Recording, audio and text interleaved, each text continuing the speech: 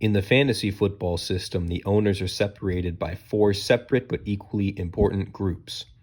The hosed, which deserve more wins than they receive, the trash, which stood no chance at winning, the frauds, which steal wins from the hosed, and the contenders, who expose them. These are their stories.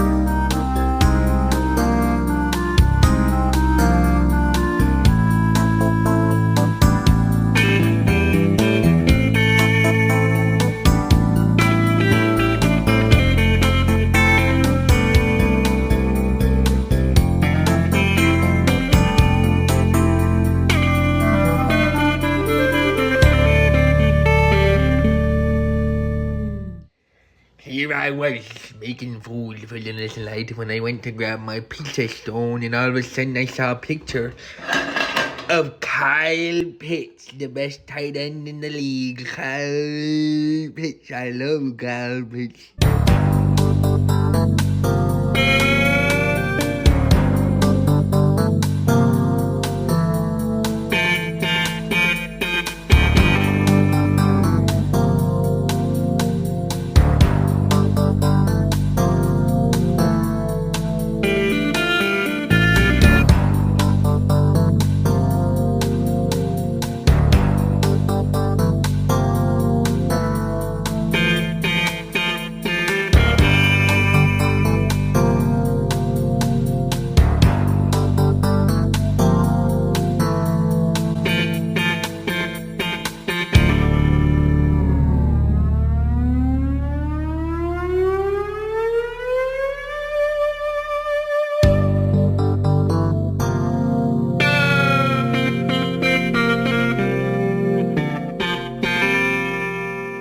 People of the MFL, what's going on? This is year 5 of the MFL's Fraud Detector. I'm Isaac James. I'm your commissioner, always have been, hopefully always will be, and this is just about the best time of the year. We're through 11 weeks of fantasy football, one more than we have been in past editions of this video, so a little bit more data to go through. We have so much to talk about, as it always is. I was watching last year's video, and last year I said, I'm done with talking, like, oh, we're going to make this quick, and I am back here to say, yeah, it's going to be a lot. I'm going to try and be faster, just try and be faster every time. We're going to try and streamline things at least, but you know that the way I stumble through my words and talk about every single team in this league, it's going to be a beast to watch. It's a feature-length film every single year. We'll get it started. Here's the table of contents, what we're going to go through today. We have our housekeeping. I'll go through the power rankings right away. We'll go inside the laptop screen. I'll take you through the MFL Season 5 stats and tables spreadsheet, every single tab on there. I'll do a little bit of a retrospective. We're 5 years in, so we're going to talk about how the numbers have changed over the past few years, and maybe if we can take some wisdom from past years and apply it to this year, which teams are on the right track to make a deep playoff run or potentially win the championship. So we'll see what happens there. We'll talk about the standings, of course, just run the ball there. We'll talk about the fraud detector graph and put everyone in their little quadrants. This year, I feel like it's pretty cut and dry, right? Like, you know who's a contender, you know who's bad. There's not really any team that's been hosed or any team that's been a fraud necessarily. So we'll just change that up a little bit when we go team by team. We know who's good and who isn't. We'll just take a look at some more storylines. Because I feel like, there's not like a true fraud this year. I'm kind of spoiling it 2 minutes in. But, that is what it is. So we'll give you every single team, we'll break down of their season. I'll give you my predictions for the rest of the year. I won't name a champion, but I'll try and give you my playoff bracket. My playoff predictions will be coming in 3 weeks' time. So without further ado, strap in, grab your beverage of choice. Last year it was a Spotted Cow. This year, it's water for me. It can be beer for y'all. It can be whatever you want. Let's go. A couple bits of housekeeping. I mean, last year it was about the New Year's Eve plan and the punishment. The punishment this year, I just don't even know yet, so I guess I'll put it up to y'all if you have any ideas for what Andrew Schumacher surely is going to have to do here in about 2 months. That list is piling up, man. We're watching. Let's see. The trade deadline, we have to talk about that. It's been pushed back this year. We've had a couple of years where like the trade deadline has just come and gone at some very random arbitrary time, and everyone's like, wait, what? It's done? It's already done? So we're going to change that up. I've moved it to the Wednesday of week 14, so the last week of the regular season. That's December 2nd. So you have a couple weeks to get some trades in. Playoff trading, I don't want to deal with that. But you have until the last week of the regular season here in the MFL to get your trades in. And with more teams considered like able to tank than ever before, I feel like we could have some really crazy trades here in the next couple weeks. So just know that you have more time than you normally have in the past. Then let's talk about the New Year's Eve plan. As you can see, we're back in our new house. First video I've made since the season premiere, season preview video, which was in September. We had just been here for about a couple weeks. Now we've been here for a couple months. Most of you, or some of you, I guess, have come by and seen the new digs. They are very fun. It's a very nice place to be. So we are going to now have our New Year's Eve party back at this house again. Thank you, Gavin, for hosting just last year, not a couple years ago. It doesn't feel like that long ago. But now we do have a good place to throw a party again, so that is what we'll do. We are in the Linden Hills area of Minneapolis. I'll post the address in the chat when it's time. But the main thing to talk about right now, according to like housekeeping things, is that New Year's Eve is on a Wednesday.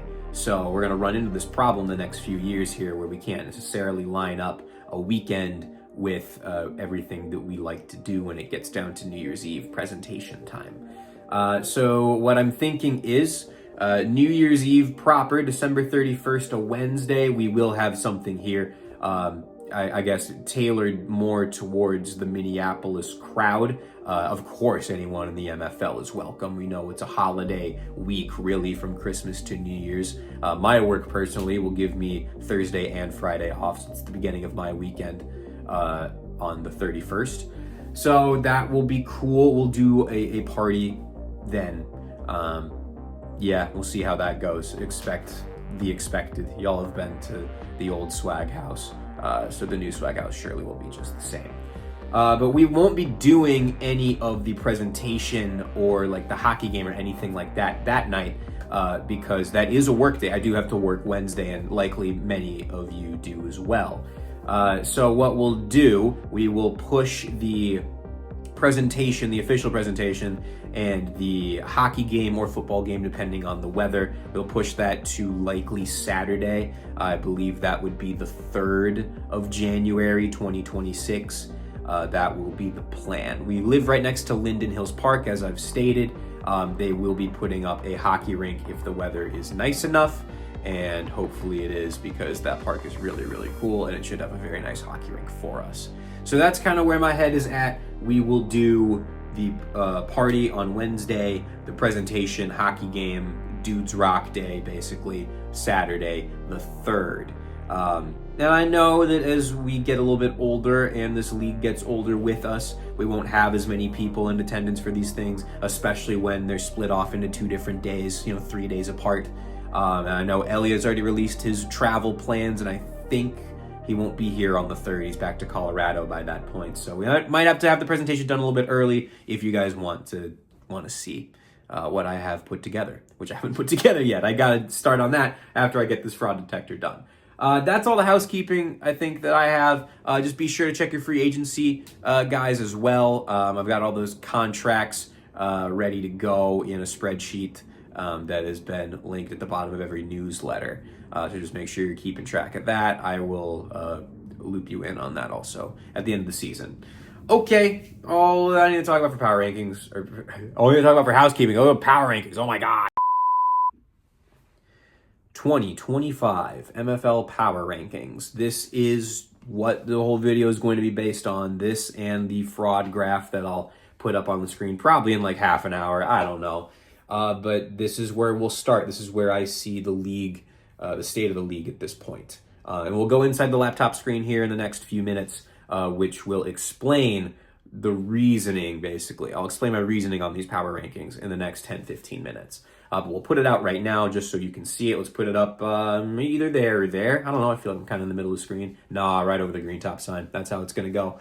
All right. So we'll go from bottom to top. 12 is the football team. It's the place they've been for the past 2.5 years, but it is not as cut and dry as it has been in past years. You know, they were not the bottom team. Right now, they don't even hold the number 1 pick. We'll go through kind of the year that it has been. But I think right now, in terms of power rankings, the worst team in the league is the football team at 12. Not your average Joes at 11. They have showed some fight in the past couple weeks and are getting healthier. It's not necessarily their fault they're at 11, but they are at 11. The Shours at 10. Graham Sparks is down there. And then Robert Schmidt, you may kiss McBride at 9. Then I think there's a little bit of a tier break to the Hams at 8, and there's definitely a tier break to the top 7.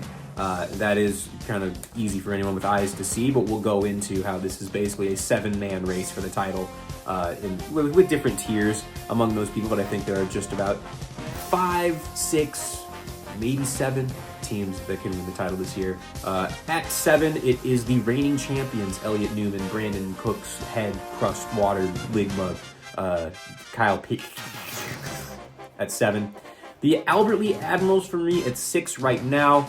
They have the ability to move up once they get healthy. Kind of same with a true fine Pilsner at 5.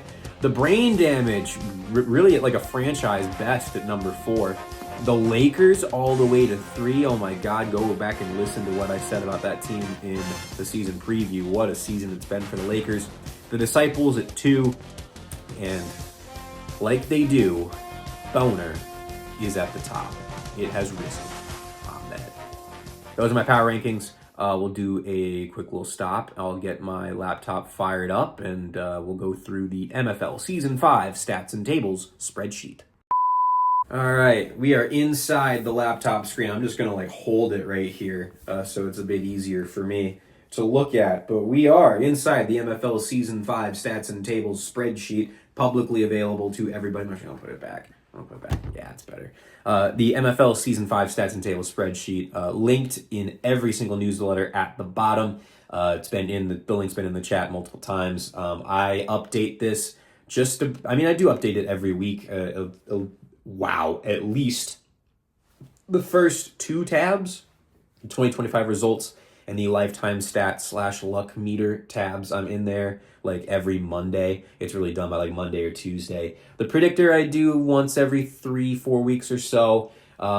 Managerial stats are done by Wednesday, Thursday. And then lifetime stats / draft picks, that tab normally is done by Monday or Tuesday. It's pretty easy. Just keeping track of the lifetime records of each team against one another in the MFL. So really there's 3 tabs that get updated on a weekly basis, but there's a decent amount of information in there, and we'll go through and look at the interesting things, I guess.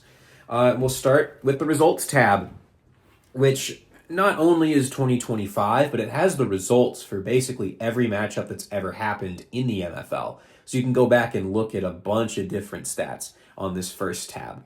And then really the second tab, the luck meter, goes into the how and the whys. But we'll start here. We'll start with the cut and dry and the results.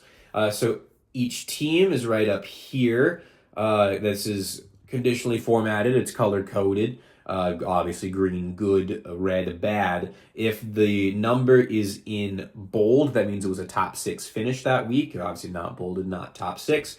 We have the average weekly total for each week. The average MFL team scored X amount of points through that week. So you can see week 11, it was 164.3 points scored on average. That is the lowest total for any week in the past 2 years. I do have the season 4 one up right now. Yeah, okay, so it's the lowest weekly total since last year's week 7. So that's why I do this type of thing, because I write the newsletter. It's basically a novel every week, so it's good to have these stats at your fingertips so it's actually worth reading. That's kind of where my head's at with that. So that's what that is. I got the top scorer, biggest loser, lucky winners, hard luck losers. I take a look at which division scored more points on average for a given week. After Outstate took a 4-2 lead in the first 6 weeks, Metro has gone crazy over the past 5, or Outstate's fallen off a little bit. Either way, you could slice it. So Metro leads that 7-4, and the Metro division has won the Interleague Challenge once again for a 4th year out of 5 seasons. Outstate only tied last year. Outstate's still looking for their first, but that just wrapped up this past week. Why Fraud Detector is a week late with the changed schedules this year and the division realignment and all that. So then each team over here, you have your average points per game. You have your standard deviations. We'll talk about standard deviations a little bit more when we get into the team-by-team stuff. I've really gone back and forth on whether, like, what's a good standard deviation? Is it low? Do you want to be consistent, or do you want it to be a high standard deviation, which kind of implies that your team has the ability to score more points? Because I mean, the more points you score, the higher the standard deviation tends to be, is what I've seen. But then also you want to be consistent about it. Really, you want a high points per game and a low standard deviation. But likely, if you score more points, your standard deviation will be higher. So since we've started this fraud detector business, I really have struggled on how to frame standard deviation. We'll talk about it a little bit, but that stat is there. Basically, how consistent does your team stick around your average points per game? That's kind of what that means. I have each time your team's finished in the top 6 in this given season. As you can see, the leaders are Lucas and Shu at 10 apiece through 11 weeks. That's really good. Then your lucky/unlucky differential. You can see the luckiest team so far this year is Rob at a +4. He's got 1 above average finish and 5 head-to-head wins. So that means he's 5-6. He would be on the playoff bubble if this was just a regular fantasy football season. That's crazy. And then Shu has had 10 above average finishes, but his record is 16-6, so he'd be 6-6, or 6-5, 6-5. So he'd only be 1 game in front of Rob if we were just playing 1 win per week. But Rob is eliminated from the playoffs, and Shu's about to win the division. This is why we play 2 wins per week. I feel like that's just way better. That's what I thought. We have top 3 and bottom 3 as well, just to see who's actually scoring in the upper regions of the MFL. So I keep track of that. Here's our little table this year, showcasing the top 6 and the bottom 6. Obviously, green means you won, red means you lost. Bright green means you scored 200 points. Bright red means you scored 200 points and lost. And actually, I got to change one thing. I'm going to change one thing real quick, because that signifies that Graham scored under 100 points. So like the bright colors are above 200 or below 100. There you go. So then I keep track of each positional finishes record. That's not the best way to say that, but it came out. So like if you finished 4th in weekly scoring, that row is 8-3 this year. I have the lifetime total, which is 57-22, and there's your win percentage right there. It basically fits, although the one thing that's weird is if you finish 9th, you have a slightly better chance of winning so far than finishing 8th. I don't know why that is. That'll correct itself eventually, but it's still a fun little wrinkle that we still have right now because we're only 5 seasons in. Got a long way to go, fellas. Long way to go. And we can see how far we've come as well. There's 2024, 2023, 2022, and 2021. Every single week in the history of this league is recorded. So you can go in and check that out at your leisure, but it's a lot of history. So then I have this little graph of each team that finished the highest in weekly scoring. Have that there, and then the team that finished the worst in weekly scoring. So far through almost 5 seasons, the team that's finished first the most is the Disciples. Elliott's close, Beery's close. Andrew, for the longest, man, was like the leader. He had the lead for a very long time. That just goes to show how things can change in an instant in this league. Then I'm right there with a couple of good performances in the last couple of weeks, and Hunter has not finished first all season, but is still tied for 4th. So good for him. The Average Joes, good team. They'll be back. You know that. Then these worsts. It is the football team for sure. Look at all of that from last year, and only 3 so far this year, but that's not too bad. You can see when teams tank. Like there's Lucas's season 2, there's Gavin's season 3, there's Andrew's season 4, and really this season 5, it's Andrew and Graham that have combined for the most at 3. Hunter with 2. When you have teams that are like this, that like just multiple teams that are not very good, that's how it splits. McBride's only finished worst once. That's crazy. Good for Rob. Yeah, that's it on the 2025 results tab. We go to the luck meter. I think I said this last year, and I'll say it again. I'll say it next year, and the year after that, and the year after that. This is my favorite tab on the spreadsheet. And this is kind of one thing that I'm very interested in with fantasy football. So who gets lucky, and is there a rhyme or reason to determining who gets lucky? And with all the time and effort I've put into this, the answer is a resounding no. It doesn't matter. Doesn't matter. It's random. So trying to take something from randomness is a fool's errand. Luckily, I'm a fool, so we do this. Here's your table. So up here is your expected record. Just that's true. That's top 6 finishes. That's it. So if you finish in the top 6, you would get a bonus win, and I would expect you to win your head-to-head matchup. If you finish in the bottom 6, I'd expect you to lose. That's what this is. All the way up top. This is what's happened previously in previous seasons, and here's what's happened so far this year. Above average, your record. So Pilsner, oh my God, they're 4-3 when they finish in the top 6. That's ridiculous. I'm doing well for the first time in a while. Shours is not doing well for the first time ever. And that's it. Like, Lucas is doing great.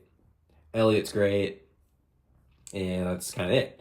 Then below average finishes, of course, the Hams have gone 3 for 8. That's no shocker at all. The brain damage are 2-2. Admirals are 2-2. And McBride's 4-6. They have 4 lucky wins. If they get one more in the last 3 weeks, they'll set the record for the most lucky wins in one season. And they also had like 4 lucky wins by like week 8. It was ridiculous. We'll finish off the playoffs when we get there, but here's like your totals right there. And your totals right there for finishing the bottom 6 as well. You have your win percentages, which are color-coded against the league average. So if you finish in the top 6 in the MFL in a given week, you have roughly a 3 out of 4 chance of winning. Like just above 3 out of 4. 76.4% as of right now. And below, of course, is the difference. Just a shade under a quarter. Shade under 25% chance of winning. So then we go and look at who's pretty close. And I mean, for the most part, each team is kind of around that. You know, you can be a little bit above, a little bit below. Like you see, the Joes are 35-9. That's about what you should be. Actually, the one who's closest to average is Elliott, 35-10. You finish in the top 6 45 times, you're bound to lose roughly 10 of them. It's what happens. And who's right at about 23? Elliott, why is that green? Okay, the conditional formatting's messed up because that should be just about white, but it's a little bit green. It might be old.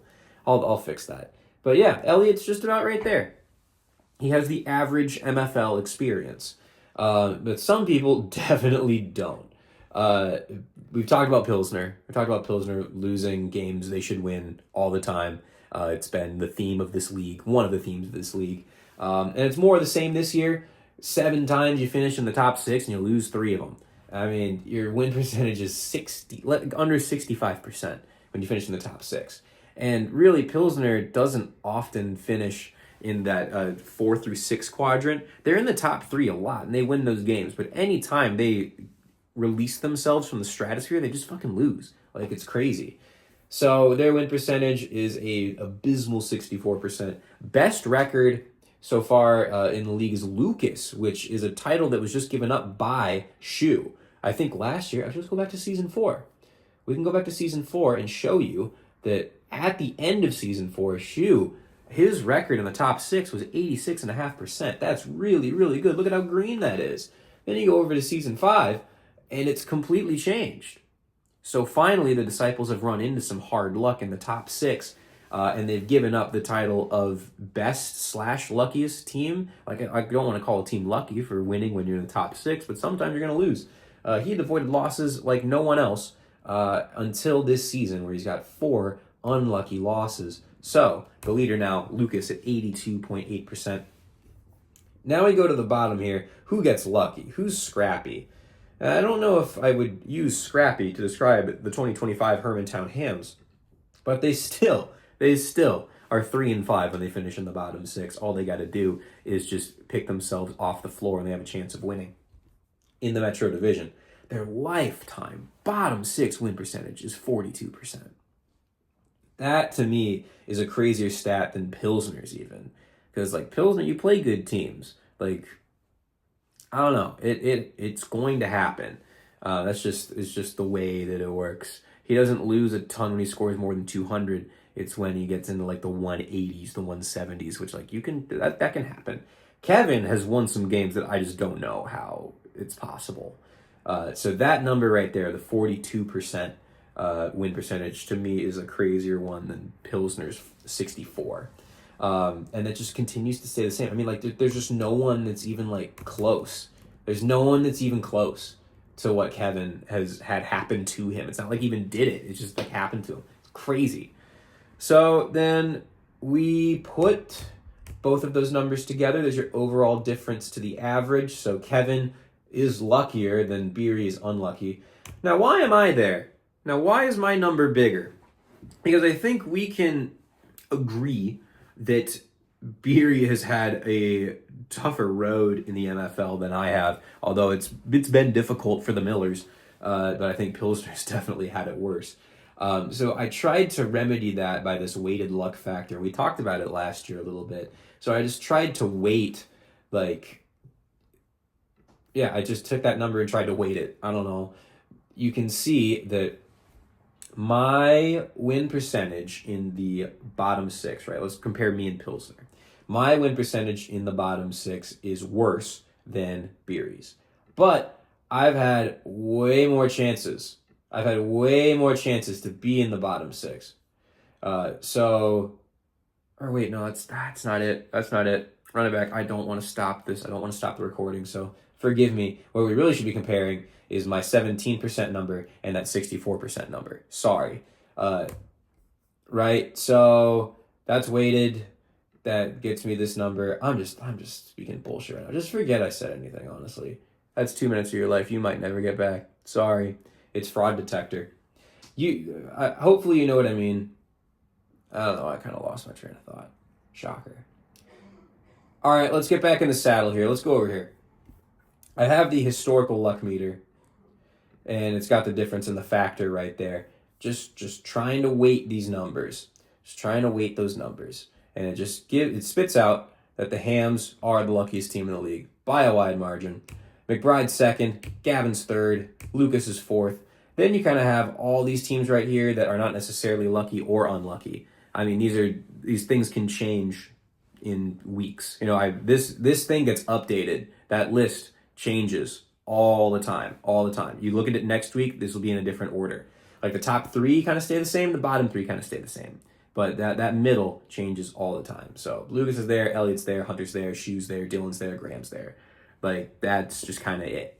But the bottom 3 are the bottom 3. The football team is at 10. It's not necessarily because they're an unlucky team. I feel like it's because they just don't score any points. Like, they're so far down that they're never giving themselves a chance to get lucky. But what I have created doesn't really take that into account. They're just like, oh, he finished in the bottom 6 and he can't win, so he's really unlucky when he's down there. He's not really unlucky. He's just not scoring enough points to even get lucky. Got to create your own luck in some ways. That's what the people say.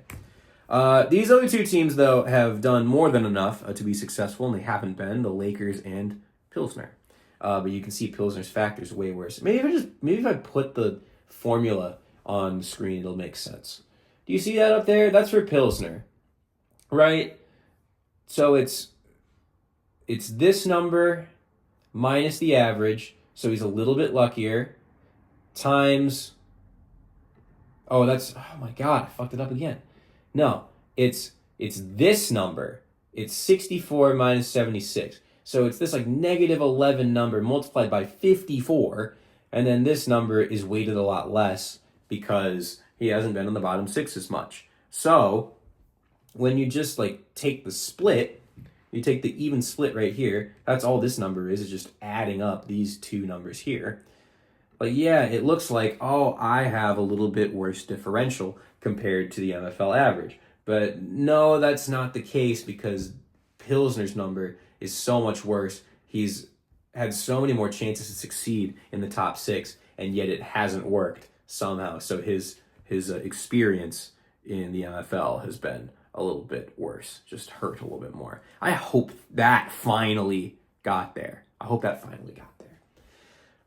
have the expected win-loss rankings down here, which further proves the point of Pilsner's plight. There you go. There we go. We're back in the saddle. He's expected to be 54-24, but he's 41-37 lifetime. Difference of -13. No one's even remotely close to even being that far from 500, being that far from zero. The luckiest team in terms of wins added is Rob. This is sorted by expected win-loss, not actual win-loss. You can see where you deserve to be, not necessarily where you are. The all-time... Oh, I forgot to change this. Fuck.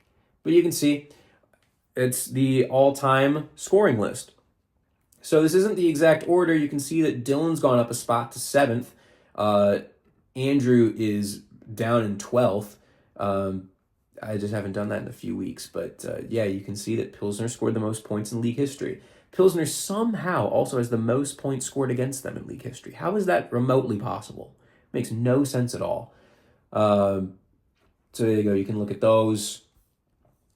We have a little bit of, total points for, total points against right here.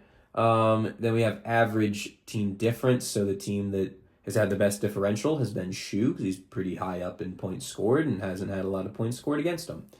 This is new this year. I've done the quadrants, because that's another type of thing that I'm interested in. Normally we have it split it between the top 6 and the bottom 6, but I wanted to see the records of who's getting like really hosed when they lose in the top 3, who loses kind of unlucky in that second quadrant, who wins right at the line in Q3, and isn't there anyone that's lucky in Q4. So quadrant 1 is if you finish in the top 3, quadrant 2 is 4, 5, 6, quadrant 3, 7, 8, 9, quadrant 4, 10, 11, 12 for weekly scoring. So that's broken down. You see that. You see the records. Maybe I did do this last year, because I think I remember talking about the Hams somehow being 13-5 in Q3, but 13-8 in Q2. That's what? Why? Pilsner 9-11 under 500 when they finish 4th through 6th in weekly scoring. Meanwhile, Kevin is 13-5 when he finishes 7 through 9. That's crazy. Take a look at that. Blah blah blah blah blah. The luck meter, something that I can't even explain when you give me 20 minutes of your time. Amen.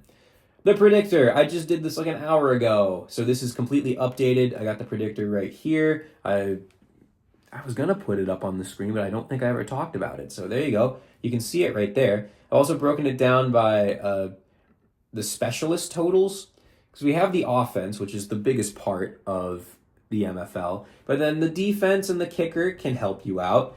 But I wanted to see how much of the predictor totals for these teams actually come from the defenders, because I kind of knew something was going to happen, because Hunter Lewis has himself an insane specialist grouping. Just ridiculous. So that puts him at 7th in the final predictor, but more than half of his points come from his defenders, which is not going to win you games. They're 2-20. We know this.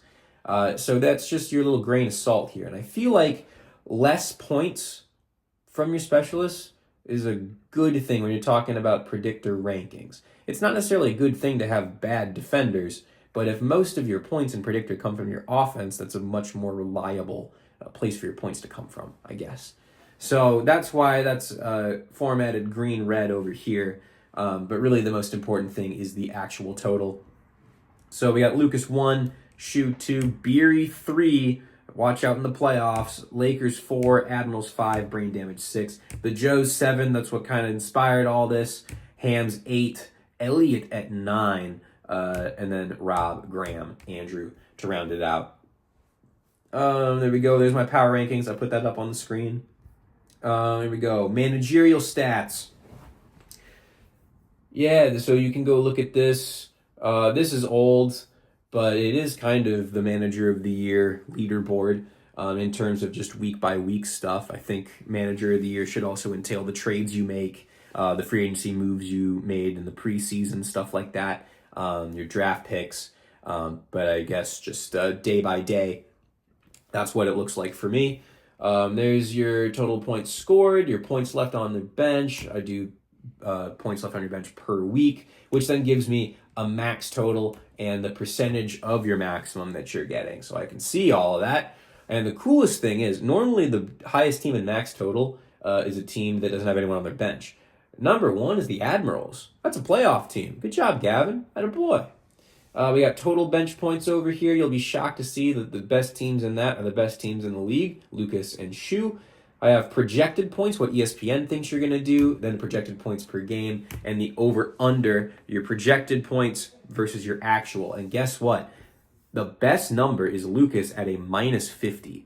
Every team in the league has underperformed their projection by at least like 5 points per game so far this year. So scoring has been kind of hard to come by in 2025.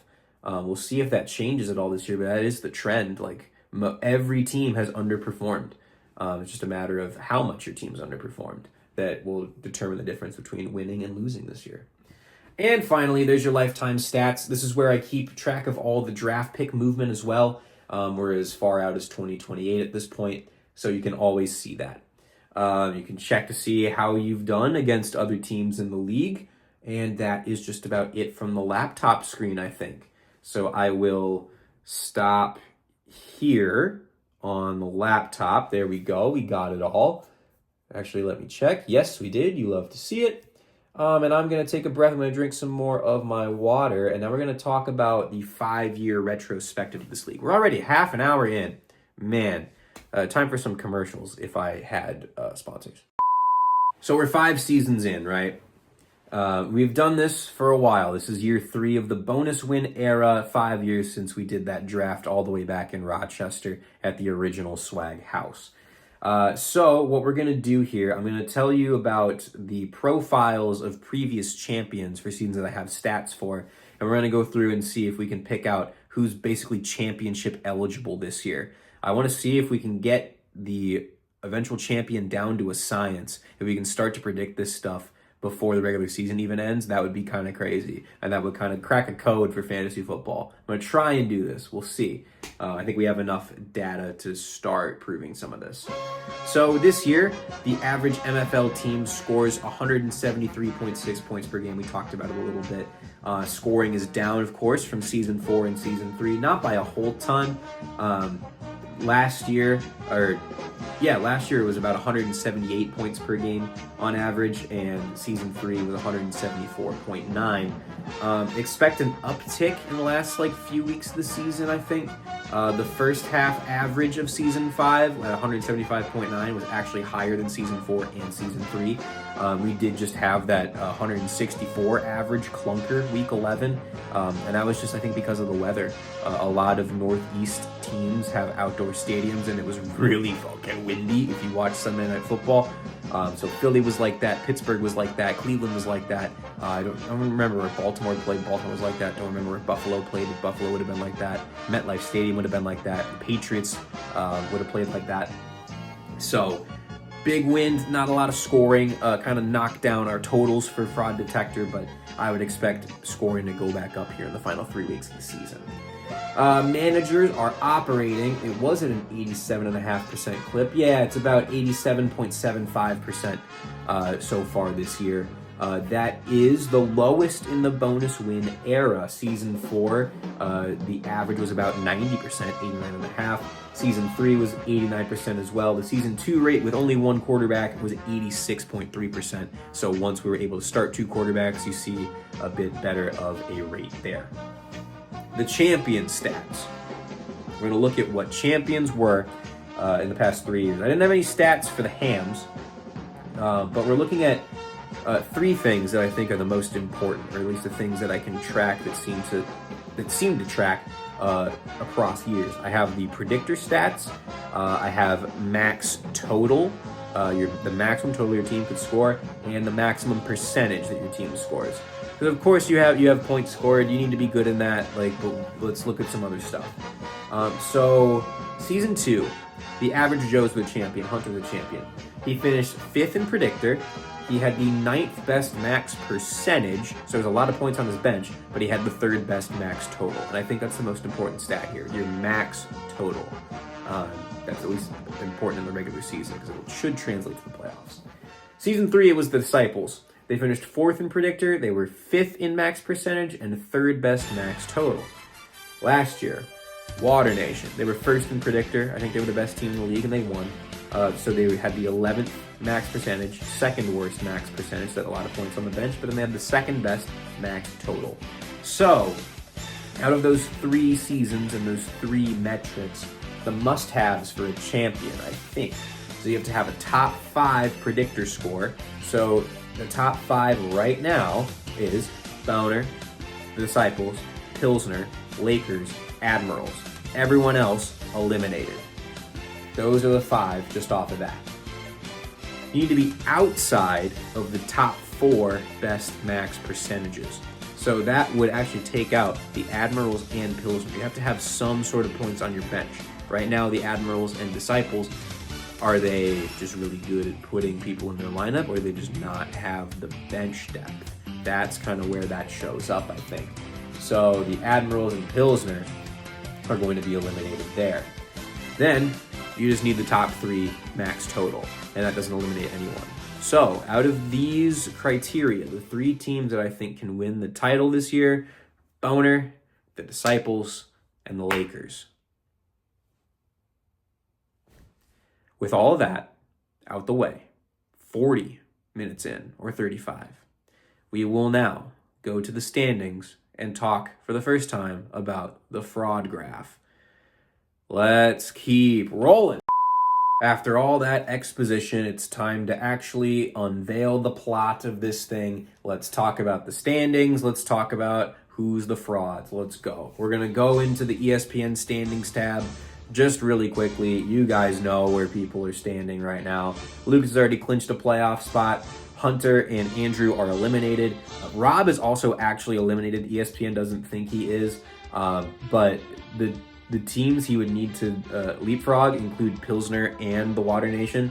He needs to get above both those teams, and Pilsner and Water play each other. So at worst, the 6th seed is going to have 13 wins, which is not a number that Rob can get to.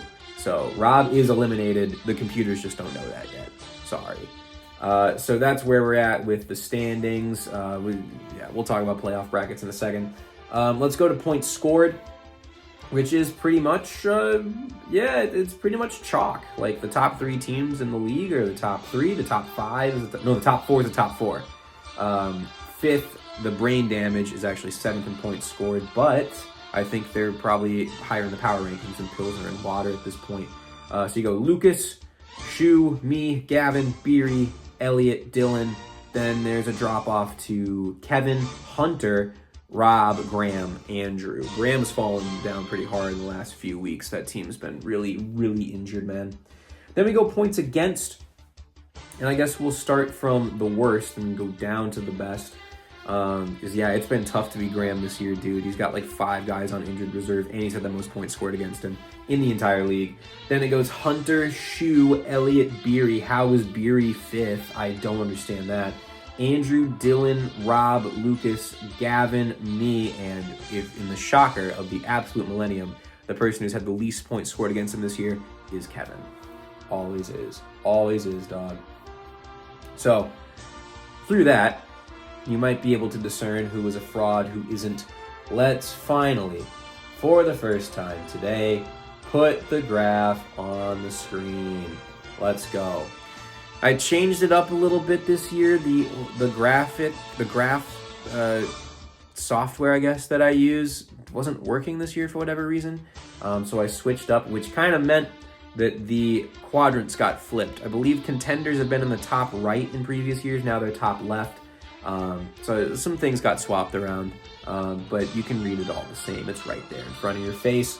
We have 4 contenders this year based on the graph. We have Boner, Lakers, the Admirals, and the Brain Damage contenders for the first time in their franchise history. Just on the wrong side of the line is Pilsner, and then Water and the Disciples have been hosed so far. The frauds, I guess we won't go there. We'll go last. The trash are the average Joes and the Shours. The frauds, the football team, McBride, and the Hamms. The reason I run through that so quick and the reason I kind of buried it 40 minutes into the video, it's like, we know. We know. Look at that horizontal line, right? That is average points scored. There's no one that's even close to the average. There are 7 teams that are pretty clearly above it and 5 teams that are pretty clearly below it. So there's not a lot to talk about here. Like, we know who's good, we know who's bad. So the only question remains, they're kind of storylines. They're more like groupings. You know, out of the top 4, who's going to be the best? Out of the middle 3, which one's going to miss the playoffs? Then it's draft positioning and all stuff like that. Like, we're not going to go in and be like, oh, is he a fraud? Is he host? Like, that's not... It doesn't really track this year. So, we're about to go into, team by team, the recaps. My little team by team deal. And I think I'm going to give out some categories, some names, some terminology that I want to go over before we go into this. Each team has a little bit of this. Points scored, or obviously total points. The easiest way to understand scoring. Easy. Duh. Standard deviation, how consistent is your team? We talked about this inside the laptop screen. Each team has variations. Some teams are more topsy-turvy than others. One standard deviation away from the average in each direction, in that middle right there, comprises 65% probability. You have a 65% probability of being within one standard deviation of the mean every single week.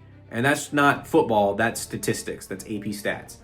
2 standard deviations away from the mean, you get to 95%. 3 standard deviations is 99, and it keeps going and going and going until you hit 99.9 infinity, basically. So where's the right line to talk about like one standard deviation? I don't know. That seems a bit too close. Like, we could get outliers all over the place.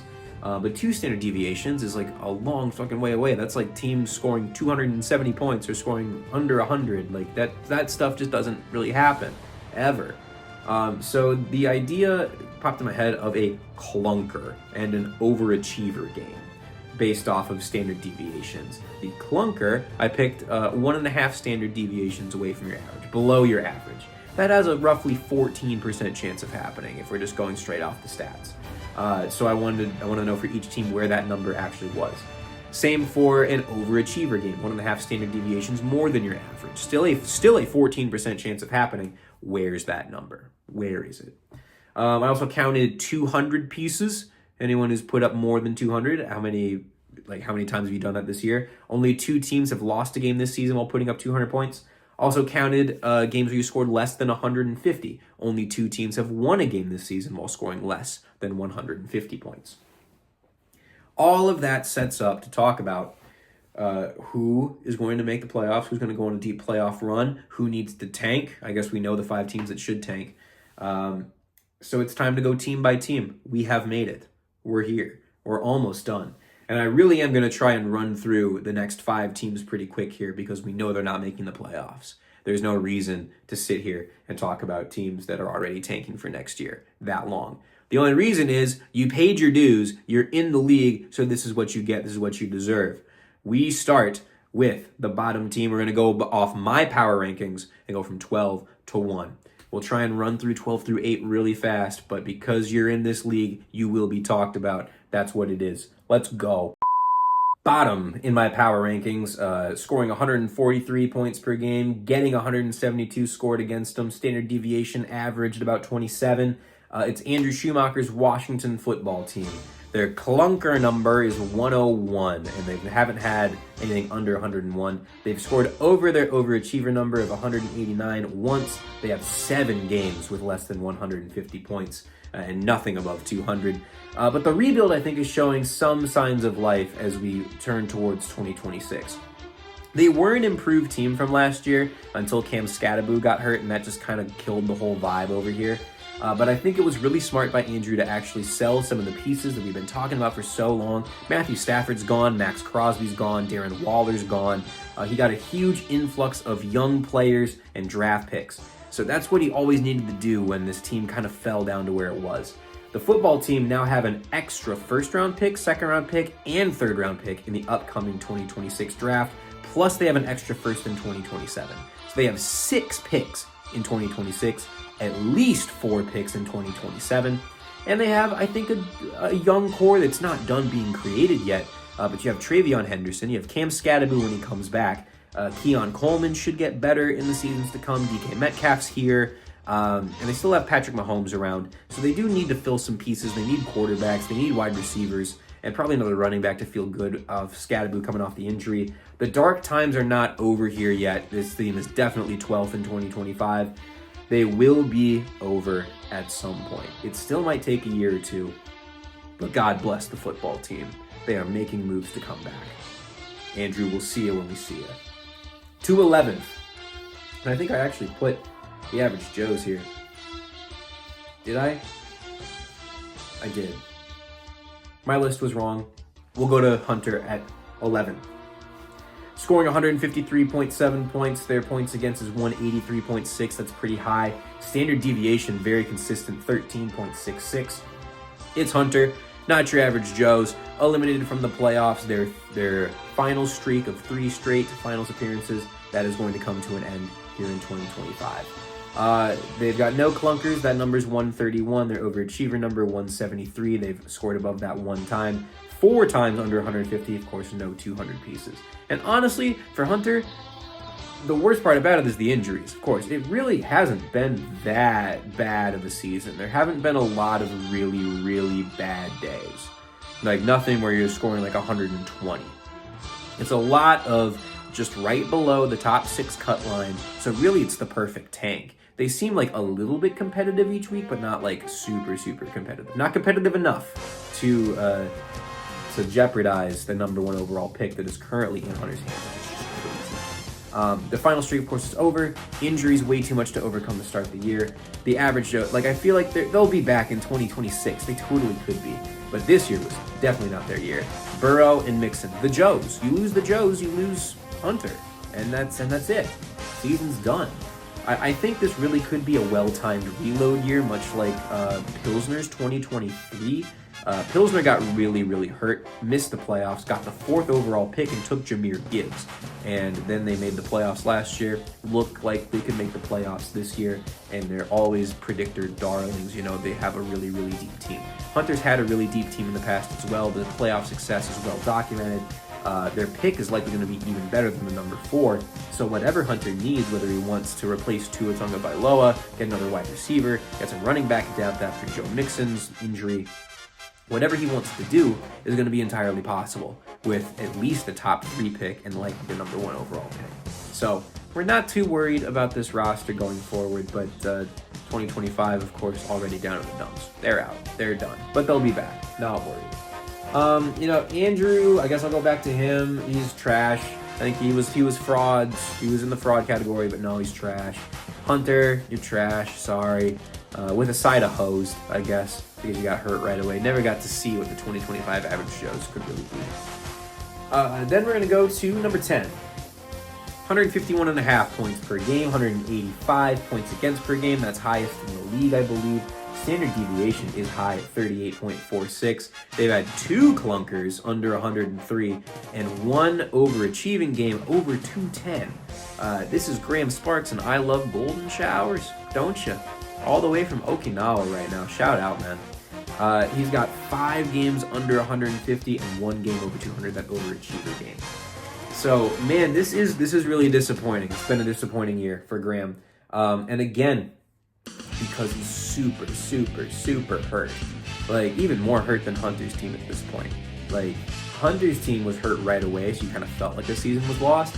Graham's team wasn't hurt right away, but it is hurt to shit right now, and this team just has it doesn't have a leg to stand on.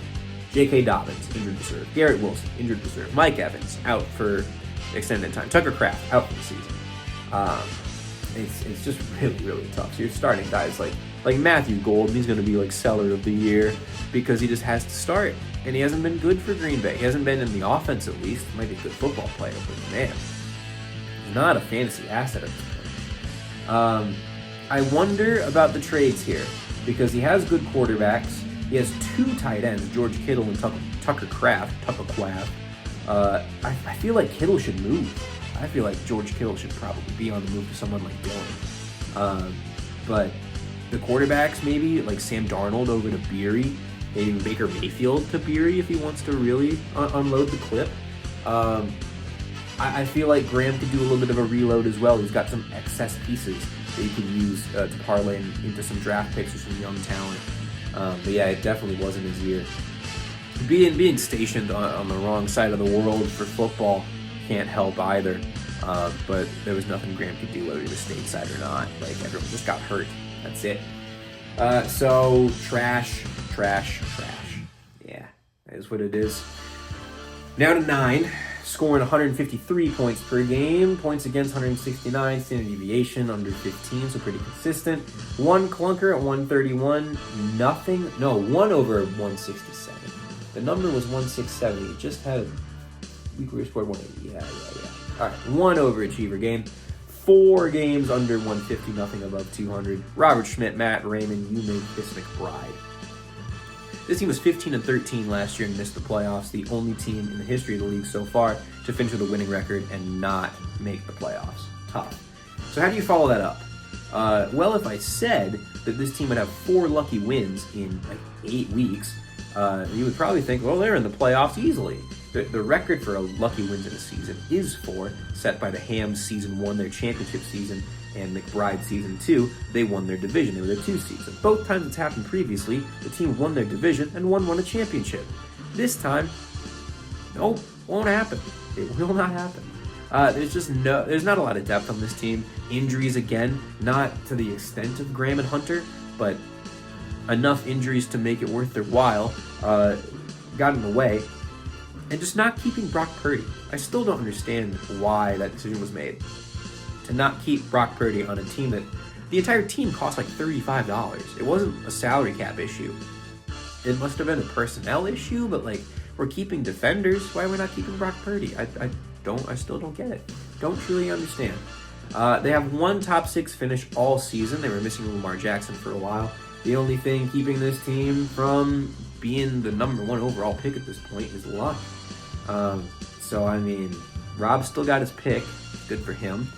And they have a decent roster, so they could get a couple more wins to close out the year, but, I mean, they're still trash. They're trash. They're not frauds. You don't fool me. You're trash. I don't know. Then finally, before I take a breath here and get to it, this team has been on the verge of the shadow realm for a bit, but it's the Hermantown Hamms, our season 1 champion. They average about 165 per game, and they have, of course, the lowest points against in the league. They get 164 scored against them per game. Standard deviation below average at 23. Their clunker number 127. It's happened once where they've gone below that. Overachiever number is 200. They've gone above that once. They've got only 2 games under 150, but 1 game over 200. Only 1. The Hermantown Hamms. At 8th, they're 8-14. They won't make the playoffs. When Saquon Barkley isn't the single best player in this league, this team not super great. It's not just that, because Alvin Kamara is getting old. He's regressing. I mean, it's been 5 seasons since he's been drafted. That's what happens. Chase Brown wasn't as good as last year. He's starting to turn the corner right now. Bucky Irving has been hurt. That's been a huge thing for this team. Cade Otton isn't getting the target share that he had last year. And, I mean, that's it. The wide receivers aren't very good. Cortland Sutton took a step back. DJ Moore took a step back. A lot of guys took a step back or really didn't take a step up when they needed to. Specifically, Saquon Barkley not playing like the MVP this year is a huge difference. Just a lot of regression from a team that seems like it should have regressed 2 years ago. So we're in a point where the Hamms might be bad. That's never been a truth in this league yet. So we're about to see what happens in the next 2 weeks. Is Kevin going to start the rebuild? I do think he should. We talked about this in the newsletter. I think it's time for Kev to sell. Because he's got Barkley, Allen, Chase Brown potentially, Cortland Sutton, DJ Moore, some of these guys that could fetch you picks. It just has to happen now. I think the graph said they were frauds, but they're not fooling anyone. They're trash. All these teams are trash. All right, well, it took 10 minutes, so it's like 2 minutes per team. That's not too bad. Let's do the 7 teams that can actually make it. The wild card, contenders, and the championship favorites. This is the point in these videos where I start to get a little scratchy throat, where I start to need breaks and breaths and stuff. So bear with me, because it's also the most important time in the video when we actually start talking about teams that have a chance at winning the championship. We start with a team that knows what that feels like, because he is the reigning champion, 7th in my power rankings: Elliott Newman, Matt Murphy, Brandin, Cook, Swatter, Crust, Head, and Associates. They average, and I put average in air quotes because what a tale of 2 seasons this has been. They average 182.3 points per game. They get 179 points scored against them per week, a little bit above average, not too crazy though. The standard deviation, you'd be shocked to hear, is the highest in the league at 41.4. Their clunker number is 127. They have not gone under 127. Their overachiever number is 243, which they have scored more than one time. This is the craziest stat of them all. He's got 3 games under 150 and 4 games above 200. That is 7 out of 11 weeks. It's a Jekyll and Hyde type team. They are the weirdest, most interesting team to cover in this league. And I think that was the case last year and in the years before, just because of who Elliott is, the weirdest, most interesting man you know. But then the team has really been made in his image, I guess, in the last 2 months. They were 6-0 through 3 weeks, fresh off putting up 255 points, the reigning champions, and then he sold. Jared Goff is gone, Sam Laporta is gone, CeeDee Lamb is gone. Who else is gone? More than that, but those are kind of the big ones, I guess. Yeah. Kyler Murray's also hurt, so that kind of puts a damper on things. But really, here's this team. It's Jonathan Taylor, Amon-Ra St. Brown, Nico Collins, and then the young guys. That's it. Like, we're starting Kyle Monangai. We're starting Harold Fannin. We're starting AJ Barner. We're starting Chamari DK in your offensive player slot. In the absence of Kyler Murray, I guess. You have Tyrod Taylor here as your starting quarterback. Cam Ward's on the bench. Alec Iomanor's on the bench. Theo Johnson, Kamani Vidal. It's just a bunch of young dudes. And also, in addition to those young guys, Elliott has a war chest of draft picks. He is picking in the first round 3 times this year. He's got his own pick. He has the Disciples pick. He has Lucas's pick. He has his own second, and he has Gavin's second, and then he has his own third. So just like Andrew, Elliott has 6 picks in this upcoming draft. Like, it's a full round's worth of picks between Andrew and Elliott. Elliott also has an extra second in 2027. So I guess he's consolidated the tank or the rebuild to the 2026 draft, which is just so crazy. I don't know what snapped in his head. It's like, you're the reigning champion. To me, it doesn't make a lot of sense when you have Jonathan Taylor and CeeDee Lamb and Amon-Ra St. Brown and Jared Goff and Kyler Murray, and you have the belt. He's cooking something in there. And I don't know what it is. We'll find out eventually. Eventually it will be done. We'll get to see the fruits of his labor. Just a mountain of young talent. But what we've seen out of this team is that they go up and then they go down. They go up and then they go down. With 3 weeks to go, he is on the outside looking in. He's the 7th seed on tiebreaker with Pilsner. There is a head-to-head matchup against them in 2 weeks. It's Pilsner-Water. And if the young guys show up, Elliott's got a chance, likely, to retain his title. If they don't show up week 13, they're not going to make the playoffs, I don't think. Because they're already on the outside looking in. It's a must-win week 13, and I will have popcorn. But yeah, there's Elliott. The graph called him posed. God, I don't know. He kind of host himself. He's not a contender. He's not trash. He does have more than average points scored against him. So I guess, yeah, he's host. He's host. Like, there's a little bit of fraud in there. There's like a hint of fraud. A hint of fraud. But I don't know. We can see it coming. This is a fraud detector proof season, dude. Like, there's just not a lot of teams I can point at and be like, you seem good, but you're not. Like, we all know it. We all know what's going on. All right, let's move to 6. They're the Albert Lea Admirals, number 6 in my power rankings right now. At 187.5 points per game. That is a very high total. Getting 167 scored against them. That's below average. Standard deviation at 25. Decent. The clunker number, 155. They've been under that once. Overachiever number, 229. They've been above that once. Huge stat for contenders. 0 games under 150. 3 games above 200. So good for Gavin and Chris Wilson and the Albert Lea Admirals this year. But so why are they at 6? Well, 1, because we have a lot of teams that are good and a lot of teams that are bad. So he's in the good side, which means you have a chance to win the championship. Congratulations. He's at 6 right now because he's hurt. And I think the team that Gavin envisioned in his head would be in the top 3. But he just doesn't have that right now. The biggest thing is going to be the health of Jaden Daniels going forward. We know Tyreek Hill's out for the season. We know Tyreek Hill might not ever be the same, honestly.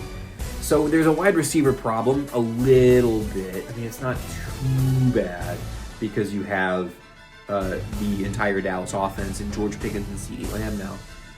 But Gavin also has sold his future. And I think we talked about this a little bit in the season preview, where these all-in pushes tend to give you a smaller window than you would originally believe you have. And especially when a guy like Jaden Daniels goes down, we don't know how long he'll be down for, but if he's out for the playoffs, this team, matching up against just about anyone else, I don't know if I'd take Gavin. I'd probably take him over Elliott, but I don't think he'd play Elliott first round. Your quarterbacks here are Daniel Jones and Geno Smith, with Jaden Daniels out. Daniel Jones has been good, but Geno Smith has honestly just straight up not been good. The running backs are Kyren Williams and David Montgomery. Kyron's good, but he's got a lot of target share being taken by Blake Corum. David Montgomery, the RB2 in Detroit. So, Josh Jacobs as well as here, but guess what? He's hurt. It doesn't sound like he'll miss too much time, but there's another guy that's not in the starting lineup right now. The wide receivers, one team. So George Pickens has been better than CeeDee Lamb so far this year by a long shot, but you have one good defense go up against Dallas, or one windy day outside, and this team's out of the playoffs. I think there's some Achilles heels here that Gavin doesn't really have any way of getting out of. Maybe not trading for CeeDee Lamb, but I mean, even then, that made his team better. It made his team better. He's just hurt. So that's why I have him at 6. I think if this team gets healthy, if Jaden Daniels can come back, this team should be top 4. But I don't think Jaden Daniels is going to be back in time to make this work. So that's why, to me, would I take Pilsner over the Admirals right now? It's close, but yeah, I would. But I take the brain damage over the Admirals. If it's a healthy one-on-one fight, I'd probably take the Admirals, but the Admirals aren't that healthy. So I take the brain damage, and that's where we're at. That's why the Admirals are 6. Where were they? They are considered contenders, and man, I don't want to put them as frauds. But that's kind of what it is. I project them to underperform where they are right now in the standings, I guess. Just because they're hurt. They could get healthy and come back and be fine. I'm going to call them frauds just so I can play the noise. Yeah, sorry, Gav. Watch them win the championship now. That'd be really fun. All right, at number 5. Averaging just about the same amount of points, 187.2, just a little bit lower than Gavin. Points against per game is actually below average at 174.5. Standard deviation pretty high at 35. Clunker number, 142. They've been below it once. They have not been above their overachiever number of 244. However, they have had 3 200 pieces this year, 1 game under 150. That's that clunker. We are talking about Ryan Beery, Ryan Bechkevich, a true fine Pilsner. And it's the same as it ever was, wasn't it? Death, taxes, and unlucky Pilsner. And really what's been happening the last few years, it's death, taxes, Pilsner injuries late in the season. It's the 3rd year in a row that I look at this roster and I'm like, uh-oh, boys, you're hurt. This is tough. I mean, Jamar Chase, of course, picked the worst possible time to try and spit on somebody, so he's out for a week. Michael Penix Jr. needs like his 5th ACL repair. I don't even think that's an exaggeration. I think that's legit. Calvin Ridley, injured reserve. Alex Singleton had cancer, bro. And Aaron Rodgers, a small break in his hand.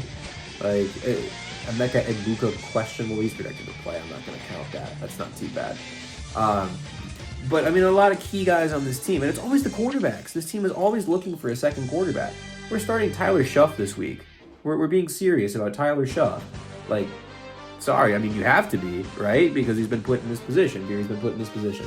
Because Michael Penix and Aaron Rodgers can't get on the field right now. But it's tough. It's tough to win in this league when you don't have 2 quarterbacks. As always, the roster on this team has the ability, to make up for it. When you have Jamar Chase in the lineup, he's got the ability to carry you at any time. Brock Bowers has the ability to carry you at any time. Jahmyr Gibbs. See, this is what I'm saying. We're late in the game here, and I stumble with my words. Jahmyr Gibbs is someone that can carry the team at any time. DeAndre Swift, I like, is an RB2. The flexes, though, are kind of tough. Tony Pollard and Jake Ferguson. And Dak Prescott leads the way, of course, as the quarterback. So, I mean, Jamar Chase enters the lineup again next week, coming off suspension for a Week 13, basically must win against Elliott. This week, they're playing the football team. So you hope, if you're a Pilsner fan, that this is a get-right game. They're at 12-10. Hopefully you get 2, get to 14-10, and probably have the inside track at the 6th seed in that must-win game with Jamar Chase. So with all that being said, yes, I have them above Elliott. Yes, I have them above Gavin because Pilsner is not as hurt, I guess, because Jamar Chase is suspended. He's gonna come back. And Rodgers is, like, questionable. I don't know. I feel like he's gonna come back. Jaden Daniels is, like, out. We don't know when he's coming back. Aaron Rodgers should be able to make an appearance sooner than later. He just might be ducking the Bears. I don't know. So that's why I have Pilsner above those 2. I have them at 5, and I think they're going to have to get lucky, which never happens ever, if they're going to want to go on a deep playoff run this time around. I think for the first time in a couple years, Pilsner can't really count themselves as the best possible lineup in the league. I think Lucas and Shu probably have better lineups, best on best, when compared to Pilsner. The defense is also taking a step back too. I mean, Alex Singleton, sorry dude, like literally has cancer. That's awful. It's really tough. So that's a linebacker loss. But last 2 weeks, this Pilsner defense has not been good at all. They still have the names. Foyesade Oluokun, TJ Watt is still here. Jordan Battle's been on the roster for a couple years now. I mean, I just think they've taken a little bit of a step back. And they are in like the 1A tier. They're not like a championship contender, but they totally could have a couple of really good weeks at the right time. They're just laying in wait. They need to win this Week 13 game to get in, and then hopefully they're a tough out because like they've never won a playoff game. Pilsner still is looking for their first playoff win in 5 seasons. That to me is bonkers ridiculous. So that I think 5 is the right spot for them. They could play up. They also could take one more injury to a guy like Jahmyr Gibbs or even Emeka Egbuka and be down right with Elliott in this lockdown drag-out fight. One of Pilsner or Water is going to have to make the playoffs. I think I picked Pilsner for it, but Elliott definitely has a shot. So at number 4, this team averages 180.6 points per game, 172 points against per game, just about average. Standard deviation, again, right about average, 32.5. The clunker number is 128. He's been under that once. The overachiever number, 234. He has not scored above 234.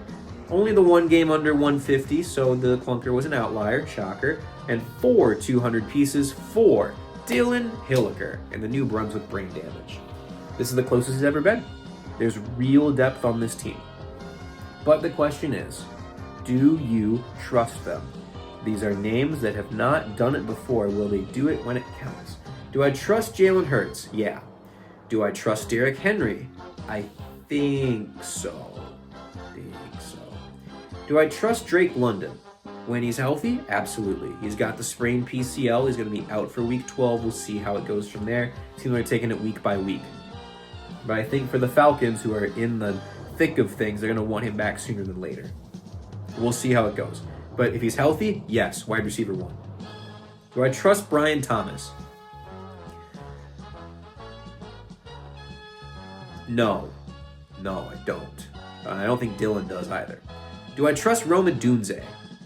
A little bit. I think he's had a really solid season. The Bears seem to be much improved this year. I do kind of trust Rome Odunze. That's a guy who should be in your flex. Do I trust Chris Olave? No, not as far as I can throw him. He's projected like 18. Like, I don't know what they think New Orleans is going to do. But if they're in a dome, they're going to have a couple of games that are good, but Olave is going to be up and down. Do I trust Quinshawn Judkins? Maybe I shouldn't, but I feel like I kind of do. He's a lead back in Cleveland. If they actually give him the ball, it should work. Do I trust Rico Dowdle? Why should I? Or actually, why should I not? He's been sick in Carolina. I love it. What a weird team. Like, what a crazy roster. I think the season for Dylan is already the best season he's ever had. So we love it. A good brain damage is wonderful for the league. He just gets basically one more good week and he's in the playoffs for the first time in MFL history, and that is something we should all celebrate. The fact that hopefully all 12 teams will have made the playoffs in league history by season 5. That's what we're waiting on with Dylan. So then can he get farther than that? One more regular season win and you'll have already set a high watermark for this team in 5 seasons. But can you get past just the playoff appearance and potentially win a game, win 2 games, get to a finals, potentially win the whole thing? Is this an actual thing the brain damage could do? Yeah, absolutely. Because they have a couple aces in the hole that we haven't really talked about much at all in this video. And that's Trey Benson and really Omari and Hampton. 2 very young running backs, one a rookie, one in his second year, I believe, second or third. But either way, 2 running backs that don't have much wear and tear on their bodies. They're both hurt, but they're both coming back before the end of the season. So Dylan can afford to take an injury or 2, I guess. I mean, not right now, because Hampton's not back. He should come back after the bye, is what I hear, which is next week. Trey Benson, we'll see when he comes back. But he has enough depth over these years of accruing young talent and draft picks and all that. This is finally the year where it's starting to break out for him. I think he really could make something happen if the right buttons get pushed at the right time. He needs a couple things to fall his way, but this team is just like one key contributor away from being right with the big boys. So I do think he's got to take care of business here week 12. Let me check who he's playing. He's playing me. What am I talking about? The schedule for the brain damage. Let's see. Does he have a gimme win left? He should. Not really. It's me. Then it's Kevin, which we'll see. It's a rivalry game, but Dylan should be better. And then it's Lucas to end the season. So Dylan's got to get one of those. Or just 2 top 6 finishes. It doesn't matter who you play. But man, that could get interesting. That could get interesting for real. So he's got to go get a win and just be done with it. Okay. Cool. We got through 4. Let's talk about the 3 teams that I think could win the championship. And really, it's just 2. But I don't trust myself. All right. 3rd in the power rankings. Somehow. Averaging 188.2 points per game. The points against is at 167. It's the 2nd lowest in the league. Standard deviation right about average at 31. The clunker number and the overachiever number, we haven't touched. 137 and 239. We've stayed within that the entire season. 2 games under 150, 3 games above 200. It's the Linden Hills Lakers. It's me. And man, we did not expect to be here. I did not expect this at all. Right now, at press time, we have the second best record in the league at 17-5. And I think still the most intriguing team in the league. I said that in the season preview. And I think I took I said we were going to win like 10 games. We've won 17 with 6 left to play. It's just been a really, really fun season. I do want to say, don't get it twisted. This team will not be winning the championship. I don't believe it. With every fiber of my being, I don't believe we're going to win the championship. We could win our first playoff game in team history, which is also a fact. But I don't think this team wins the championship. And it's because we don't have the ceiling. That's the one thing that keeps the Lakers, I think, from joining Lucas and Shu as the 2 titans of 2025 MFL season. It really starts with Christian McCaffrey, of course. Him being healthy. Every time he's been healthy, this team has been good. Except for that 6-week stretch in 2023. But whenever he's healthy, this team goes because he's just made for fantasy football. CMC is. Devontae Adams has been a touchdown merchant, but we will take that. He's used like that in the Rams offense. You know Sean McVay is going to do stuff like that. Stephon Diggs has been great in New England, especially in the last few weeks as Drake May comes into his own. We have one of the best quarterback pairings in the league in Justin Herbert and Caleb Williams. Caleb Williams taking a big step up this year. I still think I gave up too much in that trade, which was Warren and Williams for Jacobs and Daniels. But Jaden Daniels being hurt this year kind of gives me the upper hand so far in 2025. It remains to be seen how the Williams-Daniels thing will play out. But Caleb Williams has taken a step up this year. He's the QB 10 at this point. So we take that. Let's see. Adams and Diggs, Warren, McCaffrey. Jameson Williams been solid this year. The Mark Andrews tight end pickup was crazy because I kind of had a feeling TJ Hawkinson would suck. And then Travis Hunter is out for the year with that LCL tear. So we're going to miss out on the cheat code.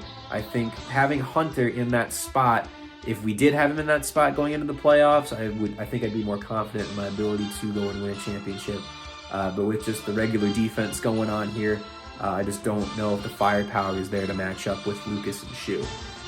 Definitely a fun season. A fun season. This team has been very consistently in the top 6. We've finished there 9 times out of 11. Make a wish.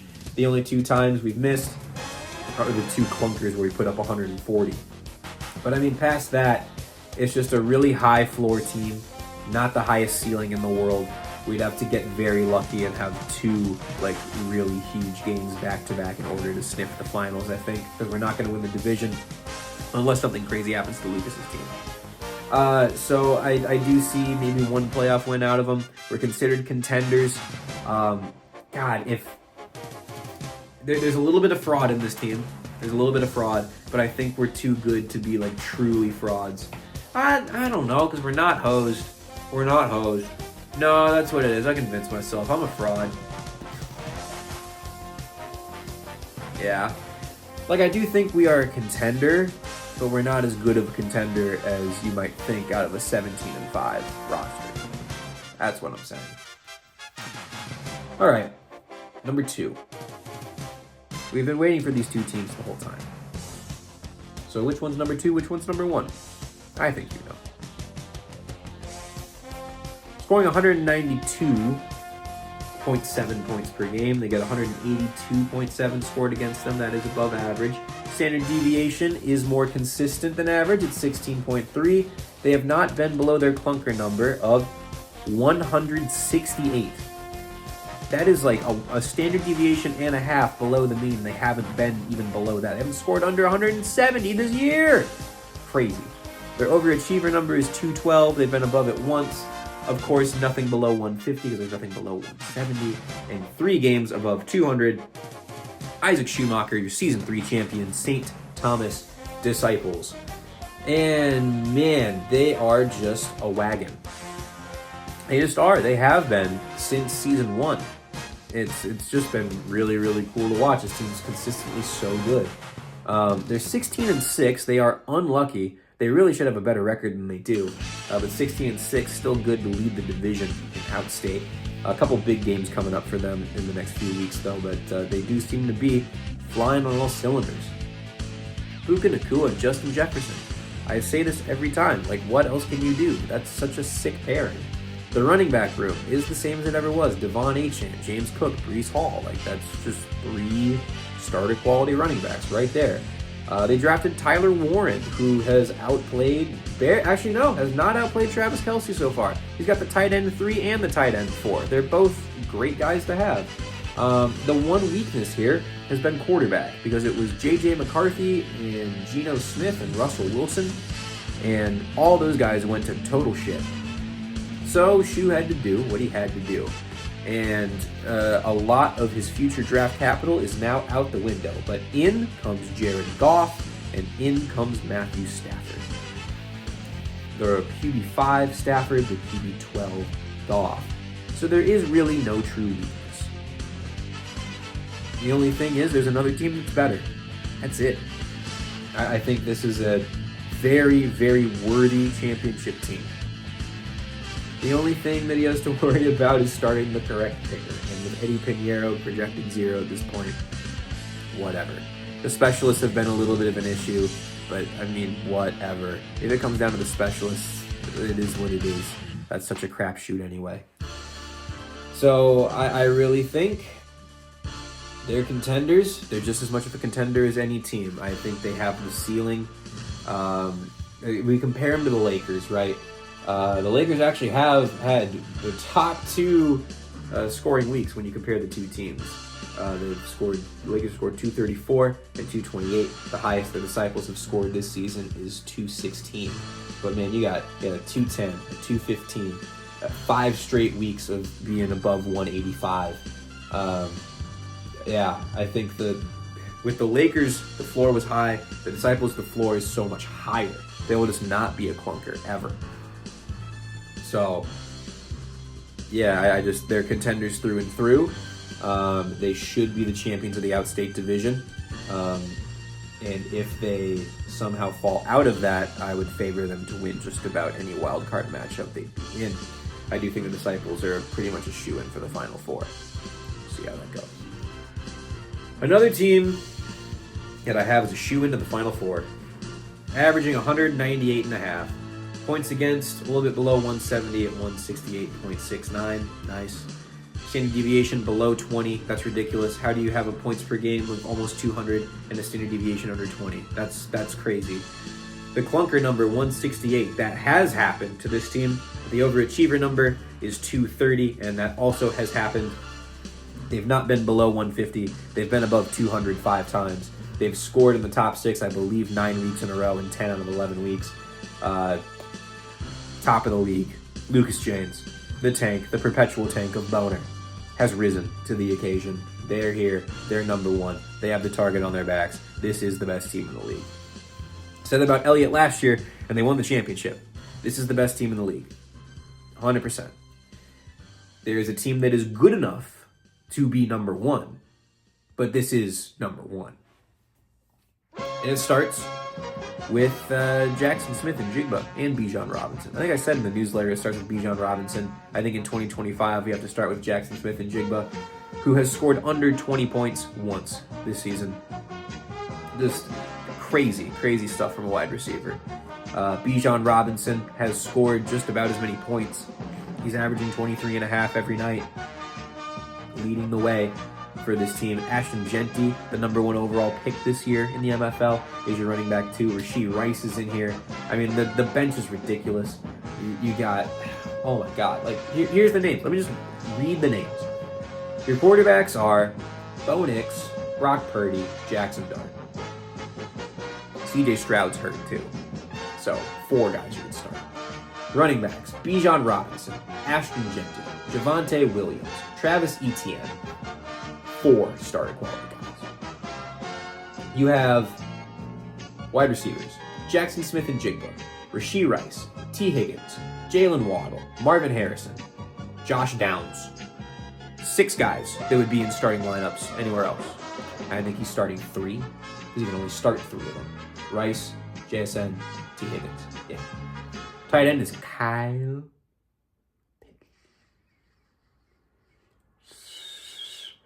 Pitts. Shit. It would be Sam Laporta, but he's injured. He's on injured reserve. So it's Kyle Pitts. It's just a meme team at this point. And it's even a great defense. Demario Davis, Tyke Smith, the number 1 ranked cornerback, is on this team. Andrew Van Ginkel, he's the D lineman 44, but he'll be back. He's better than that.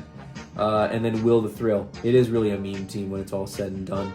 And of course, Malik Neighbors. Malik Neighbors is on this team, but he's hurt and he's out. It's just an embarrassment of riches.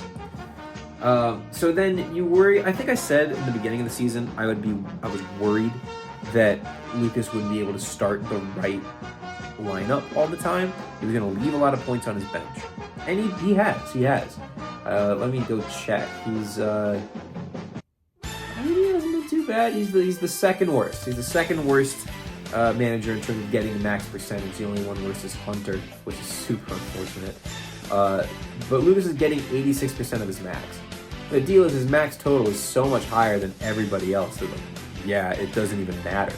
He can just start whoever, and there's going to be enough guys that ball out to make it just kind of a wash at this point. You do kind of worry about that when it gets to the playoffs because you're just playing good teams. You're playing better and better teams throughout. But at 19-3, Lucas has a chance. All he has to do is go 3-3 the rest of the way to have the best record of any team ever in the bonus win era. The record is 21-7, and he's 19-3. So another 2-0 week, and he'll have tied the wins record in 2 weeks to play. Yeah, dude, what can you say? He could take 2 injuries on the chin and be completely fine. That's how much power this team has. What I wonder about then is, do you package 2 or 3 of those guys, sacrifice the depth, and just get the most wicked starting lineup ever? I don't know if that's worth it, because I think Lucas wants to build a team that's not just going to win this year, but the year after that, and the year after that, and the year after that. So I think he's going to hold on to those pieces and wait for the right, perfect trade. But yeah, that's the number 1 team in the league. They're contenders. You could see it from a mile away. Of course they are. Oh boy, this thing might be 2 hours. I don't know. We're definitely not doing week 12 predictions. We're just doing playoff predictions. That's all we're going to do. Let's wrap this bad boy up, shall we? Time for my playoff predictions. Have I written them down? No. I'm just going to do it right now.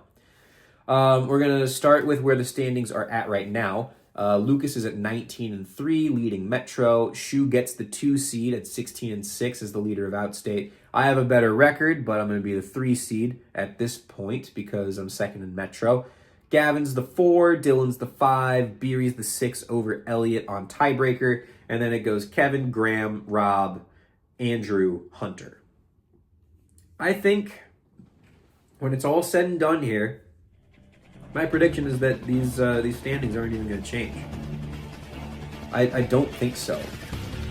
I thought about having the Admirals above the Lakers a couple weeks ago when I started the script, but just the more I think about it and the more injuries that happened to Gavin, I think, and the better that I did, I'm at 17 wins already. I think I'll stay in 3. Dylan could move to the 4, but either way, it'd be the same matchups. I really do think the matchups will be the same. I do think Beery is going to get in over Elliott. So my wild card weekend would be Lakers Pilsner and Admirals Brain Damage. And here's a stat for you. If it's those 4 teams that are in the wild card round, Lakers, Admirals, Brain Damage, Pilsner, those 4 teams have combined to win 0 playoff games. That'd be fun. Lucas has not won a playoff game. The only team in that bracket that would have had a playoff win is Shoe. The league is flipped upside down here in 4 or 5 years. Pretty cool. So I would take, Lakers Pilsner matchup week 15. Oh boy. With both teams looking for their first wins in the playoffs. The two unluckiest teams in the league through 4.5 seasons. Oh my god.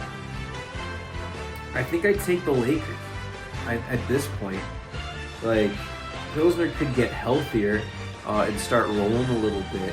But I feel like, you know, as we sit here before week 12, and a lot of things can happen in 2-3 weeks, as we know very well. But right now, the team that is performing better is the Lakers. I trust my roster more than I trust Pilsner's roster at this moment in time. So picking a wild card matchup winner November 20th doesn't make a whole lot of sense, but this is what we're here for. Making a 2-hour video for no money doesn't make a lot of sense either, but I do it anyway. So I'm going to take the Lakers to move on. And then Admirals brain damage. Dude, give me down. I think he's got the better roster at this point in time. So, like, will the Admirals and Pilsner get better in 2 weeks, or will the Lakers and brain damage still have the upper hand? I mean, we saw a Metro storm back and win the Interleague Challenge kind of for these reasons, that Gavin and Beery were getting hurt and fell off a little bit. Teams like mine and the brain damage doing a lot better in the midseason. So I'll take the Lakers and the brain damage to move on there, which would then give us, wow, what a semifinal round this would be. Lucas versus Dylan, and me versus Shu. Oh, man. Yeah, I'm going to take me. Not out of any... Nothing besides the outstate division curse thing, where the outstate division winner has always been the 2 seed. They've always lost, and they've always played like dog shit, like for whatever reason. I don't know. So I'll take the Disciples to have their first clunker in like 2 years, and me to move on by proxy. And then in Boner versus brain damage, it's got to be Lucas. It has to be. That team's just too good. So my new updated final, because I think I had Elliot Lucas in the season preview. I'll take me and my brother for the championship. And I already said that I can't win a championship, but as per tradition, I will not name a champion here. I'll name a champion in my playoff preview, probably newsletter, because God knows I don't want to edit this video or edit another one. So after all this, we're done. We're finished. Thank you for watching to the end, even if it was on 1.5 speed, 2 times speed, I don't know. Appreciate you sitting through me, talking through all of this. As always, the spreadsheets and everything is public information. It's at the bottom of the newsletter. Just follow the links and you can read all of this for yourself. Everything that I've done today is based off of public information. Make your own opinions, make your own moves, make your own trades, set your lineups, and we will get it popping. I will see you in a month's time when I have a presentation ready for you at this house for New Year's Eve, and we will go from there. 5 seasons of Fraud Detector in the books. I'm Isaac James, your commissioner forever and always. Thank you for watching. Peace out, boys. Peace out. Wake your punk ass up. It ain't nothing but a Compton thing. Chill. Real simple and plain. We teach you some lessons about the street.